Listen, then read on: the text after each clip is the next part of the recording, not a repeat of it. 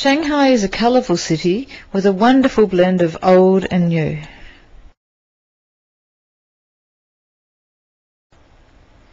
The shape of this railway station is very good to get people coming and going quickly.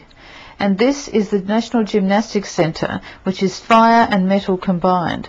Fire is good for performance, and metal, which is in a controlling situation with fire, means that the performance is limited to particular types of performances, which of course in this case is gymnastics. Despite its modern facade, we still see evidence everywhere of traditional Chinese objects for protection. And what amazed me the most is how big buildings such as this one are built using bamboo. Here we see Shanghai's most famous tourist attraction.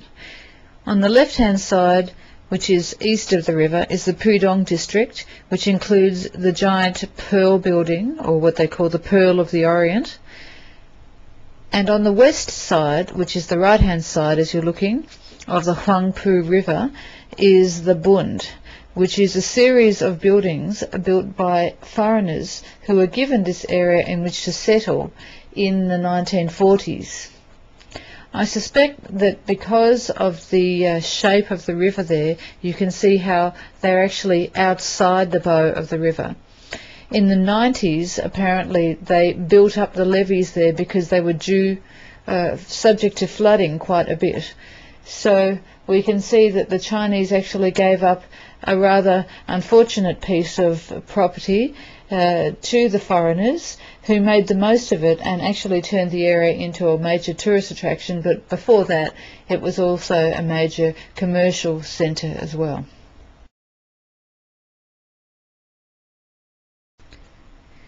This is the part of Shanghai that I really wanted to see, because it's the original part.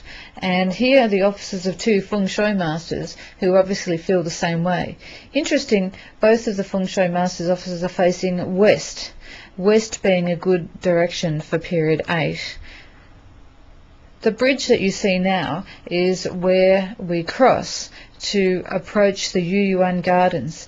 And I always used to think that the bridges were shaped like this so that to avoid Shaqi by having a straight bridge. But as you can see, when you're walking across the bridge, in fact what it actually does is as you turn each corner, it gives you a new scene or a new vista in which to look.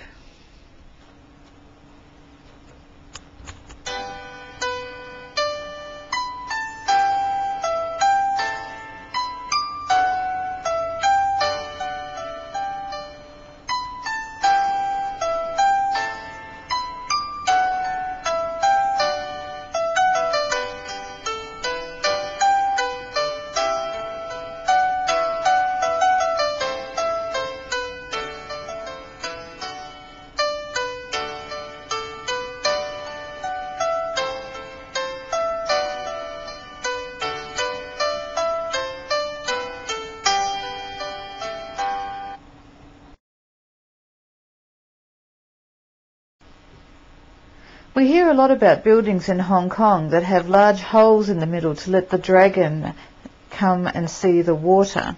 Well, in Shanghai there are a number of these buildings, and mostly the hole is there so that the wind can get through. We also hear about how facing south is the most auspicious direction, but until I went to China I had no idea how seriously that was taken. Everywhere I went in China, northern parts and southern parts, all the houses, that is homes or dwellings or apartments, all face south, or under certain circumstances they may face with their back to the hill, depending on whether they have a beautiful hill behind. And we all know how it's good feng shui to have your back against a hill facing an open space. This is also for monuments, so it seems. Here in the Bund, this monument, which looks like Mao but isn't, is also facing south. Further on down the road, I was struck by the beauty of China's landscape. The monumental mountains with their various shapes have good feng shui.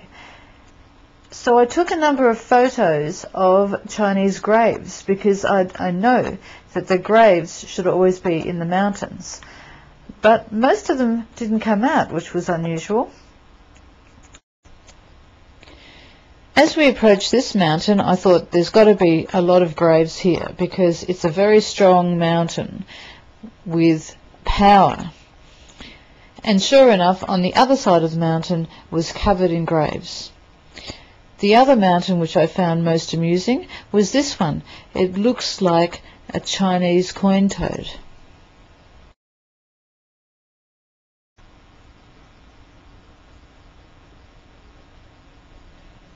This city gate on the way to Wu Taishan was the oldest monument or building I've ever seen.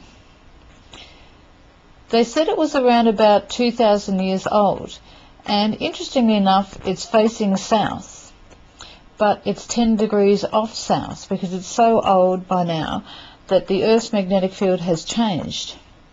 The other end of the gate, of course, is on the northern end. Mountains in the northwest of China are more rugged than down south. And by the time we got to Wu Taishan, it had taken us 12 hours to get from Shanghai to the place we were staying, and the sun was setting. The purpose of my visit was to attend the Global Academic Conference of World I Ching Hierophants. The problem was that most of the conference was in Mandarin. Suffice to say that I did have an interpreter for part of the time, but didn't get to know the people that well, although we did get a group photo. You see right in the middle Professor Dong Bing, convener of the conference, and to his right the famous Master Hong from Taiwan. Sitting in front of him is Mr. Dong Bing's son, Mr. Dong Bing Jr., who was the organizer of the conference. And over onto the left-hand side you see me, and in the top right-hand side you see my husband Nathan. Most of the other people in the photo are Feng Shui masters from various parts of China. I may do another film about the conference once I have it interpreted, but the highlight for us was the visit to Pusading Temple, which is the seat of Buddhism in China.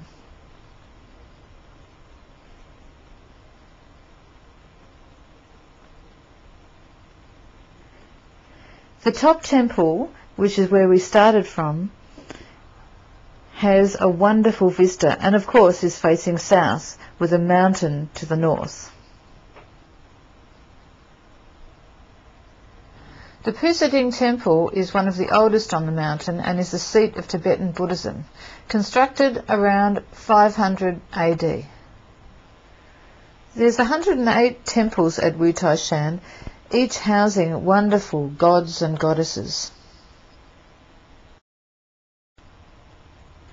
After our hectic trip, it was like a pilgrimage, and I could understand the feeling of why people go on pilgrimages. The difficulty of the pilgrimage means that life thereafter can only be made easier.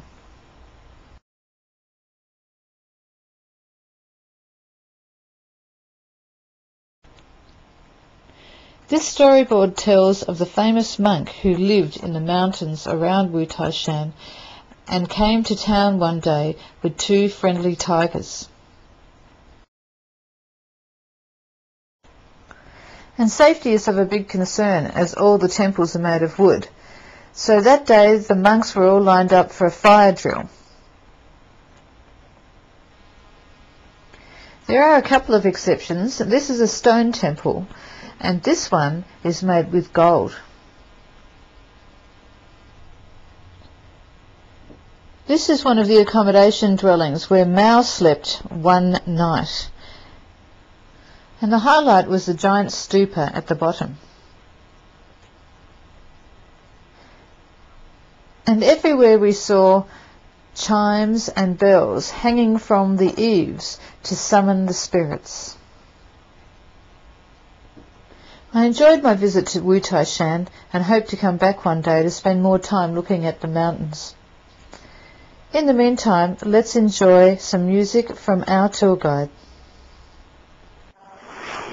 手一指，太好在，还有手一指，十里凉，站在那高处，向下一望。你看那粉色的水呀，哗